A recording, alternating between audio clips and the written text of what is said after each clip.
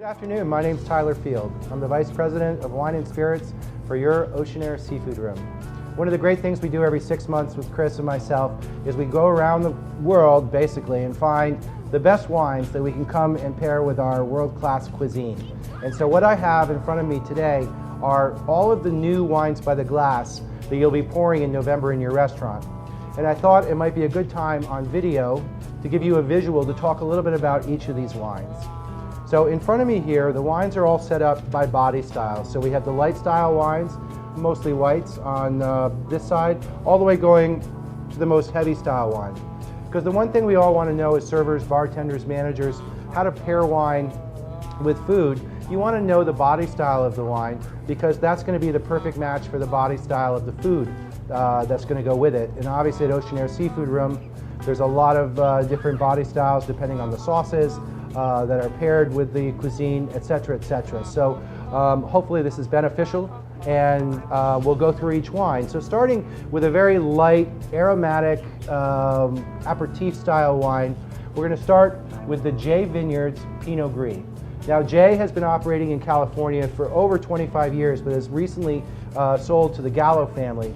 And what that does is it means quality comes up and distribution becomes better.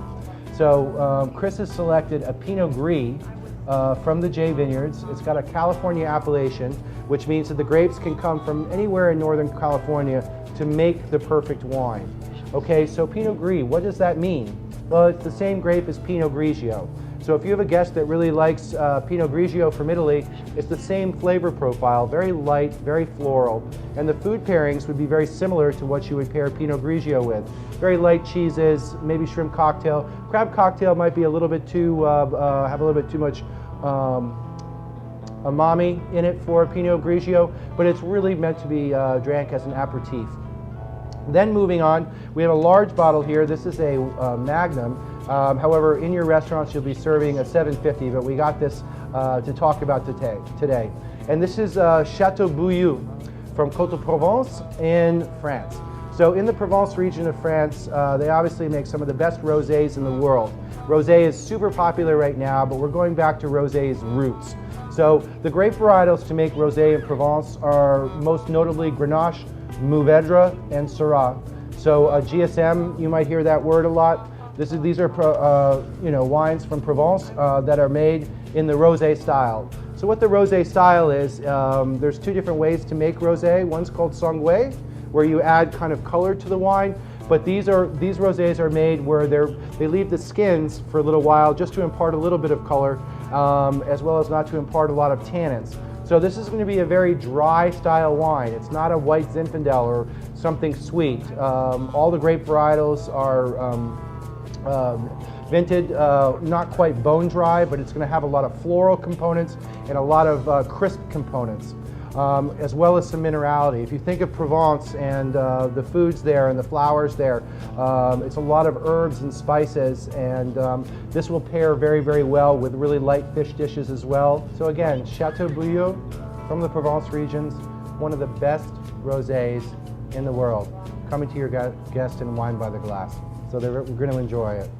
All right, next we're moving on to a great winery from the Santa Barbara County in California. So Santa Barbara sits a little bit south of Paso Robles and very far south of the Napa Valley in Northern California. It's about 2 hours north of Los Angeles if you're not familiar with it, but it is a coastal community, so you get really cold nights as well as fairly hot days down in that region. So it's going to be perfect for Rhone varietals as well as Burgundian varietals. So what we have here is a Fess Parker Viognier. Now, Fess Parker, for those of you that are my age, would remember, was the gentleman who was the actor that played Daniel Boone way back when television shows were still black and white. For younger folks, you can look it up on the internet. But Fess Parker created a winery about 30 years ago in Santa Barbara with his wife, and they make beautiful, opulent Pinot Noirs, Chardonnay, but also it's a great growing region for a grape varietal called Viognier. And for the sommeliers out there that know Viognier, it's a Rhone varietal that they use to make the white wine of the Rhone, which is called Condrieu. Condrieu is probably one of the most expensive French white wines you can buy in the world. But fortunately, Viognier in the US and other parts of the New World that are planting this grape, it's obviously much more affordable. One of the things that's very cool about Viognier is the body style is actually as large as Chardonnay. However, when you're using oak and during, it's much more finicky, and you have to be very careful during fermentation so it doesn't ruin the aromatics of the wine. It's not quite as tough as Chardonnay, and the skin is a little bit thinner. So what we have is a very floral, medium to heavy bodied wine. It's not going to be buttery like Chardonnay, but it's going to offer more floral and sweet components, which are common to the Rhone white like Condrieu. Again, it's pronounced Viognier. The next wine we're going to talk to is an exclusive wine that is just made for your guests at Oceanaire. And this is made by a great winery called Hartford Court in the Russian River Valley in Sonoma. And the gentleman that started is a gentleman named Don Hart. He used to be the second in command at Kendall Jackson for Jess Jackson during its rise, and then he peeled off and created the most exquisite winery with the highest ranking Pinot Noir scores and Chardonnay scores in this country in the Russian River Valley. So they made a small supply of Chardonnay from their Three Virtues vineyards, which is the name of this wine, for us at Oceanaire. And this is a dense wine, again, from 3 different vineyards. We blended to make a beautiful Chardonnay for our guests. It is all aged in French oak. It has all gone through malolactic fermentation, where they change the malic acid to lactic acid, which creates, obviously lactic acid is like milk and cream. So you're going to get a heavier mouthfeel in this. And this will stand up to big dishes, fattier fishes like salmon, maybe with a cream sauce, even chicken and veal, and different things that are richer but are still white meat. So this is the largest of the white wines that we have in front of us here. And now moving into red wines, we have an equally impressive selection of new wines to offer our guests. The first is called Siduri. And Siduri is the Babylonian goddess of wine. And so that was how the winery came to be. They thought that was a fitting name to start the winery, and they've always made amazing Pinot Noirs and amazing Chardonnays. This particular brand was recently purchased by Jackson Wine Estates and now is making wine in the Willamette Valley. Siduri wines in the past have been from the Willamette and Sonoma.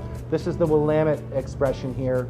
And again, an amazing wine in that $15 to $18 price point to go with our guests. And one of the key things you'll notice, they make Pinot Noir both in Sonoma and Willamette, but what you'll find in the Willamette Valley, it's a little bit of a cooler climate, so you're going to get a much more terroir-driven wine than kind of the fruit bomb wine you would find in Sonoma. So again, this is going to have a lot more earth tones than fruit tones because it's from the Willamette Valley. And again, it's not Willamette, it's Willamette in pronunciation, if you're going to be a pro about it, which you all are. Now, we have another great Pinot Noir from a very famous label called Belglas. This is from the Santa Lucia Highlands, which is a little bit north of Santa Barbara, a little bit south of Paso Robles, but always it's a very cool climate area. And this is a single vineyard that they have called Los Alteres, and that's a Spanish word meaning the heights. So these wines are from the highest vineyards where they're growing the Pinot Noir themselves. This is a highly allocated item. It is usually extremely expensive, but we were able to buy with our buying power this amazing Pinot, high altitude Pinot Noir for your restaurants within Oceanaire. Las Alteras Belglas.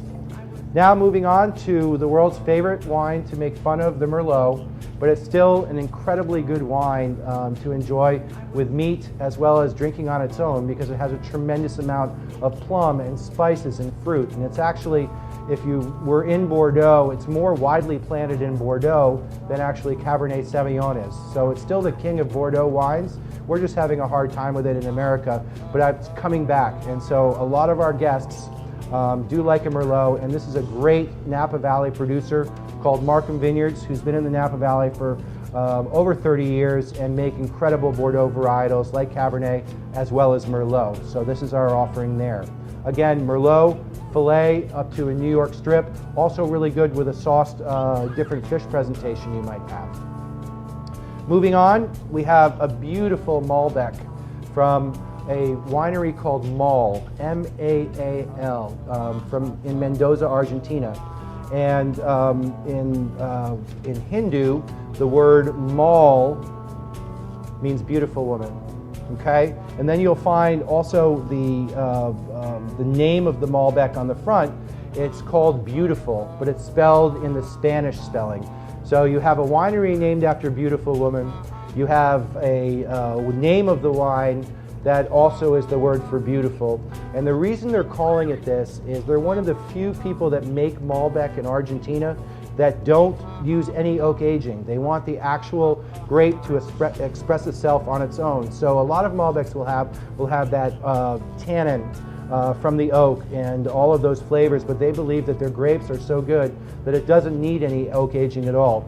So, you know, if you're with a guest that maybe feels that tannins might give them a headache or something like that, this might be a great place to go because it's not going to be as tannic as a normal Malbec they might enjoy, but also an amazing wine, fairly high in acidity. Also, it's in a hot climate, so it's going to stand up because the skins are so thick to very, very heavy dishes as well, and it's going to have that spiciness. So we'll move on from Malbec here to a great Shiraz, and this is a Shiraz that is made in probably the best Shiraz region in Australia, which is in southern Australia, and it's called McLaren Vale. And it's made by a winery called Matolo that started in McLaren Vale in 1999. And they obviously, Australia was has British roots going way back when. So they named this after the first very famous court jester for Queen Elizabeth I. It's called the Jester. And way back in the day, this jester was the first person that the Queen kind of made a famous celebrity and brought comedy and intelligence to the world. And so they wanted to name their wine in the same way, where the wine brings elegance, fun, and a good time to all those that drink it. Shiraz, usually between 14 and 15% alcohol, a delicious pairing for any of our heavier dishes, as well as with cheese and chocolate are also great pairings for the Shiraz. And then to go down to the king of wines, the Cabernet Sauvignon. And you all probably know a name, Catherine Hall started this winery with her husband in the Napa Valley about 25 years ago and produces wines that range in price from $15 all the way up to high-scoring wines to $300. We were able, with Chris's help, to take a big position for this Napa Valley Cabernet, and I think it's only comes to us, we only purchased it for $22, which is amazing. It drinks like an $80 glass of wine. Again, full-bodied, amazing value for our guests, below $100 if they want to have a bottle. And I'm very proud of this lineup and think it's going to make the cuisine, our guests, and you a better wine destination. So with that, for red and for white, I wish you cheers.